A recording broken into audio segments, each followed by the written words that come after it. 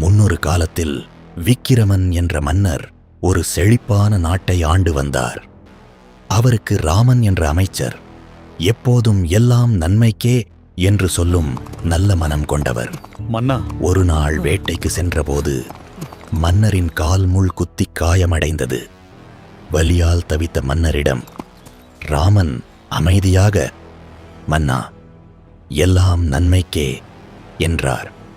கோபமடைந்த மன்னர் ராமனை சிறையில் அடைக்க உத்தரவிட்டார். ஆனால் அதற்கு பிறகு நடந்தது அதிர்ச்சி.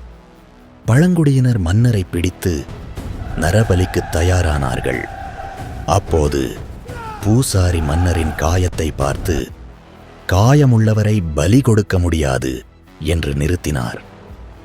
மரணத்திலிருந்து தப்பிய மன்னர் உண்மையை உணர்ந்தார். ராமனை விடுவித்து, உன் வார்த்தை உண்மை என்றார்.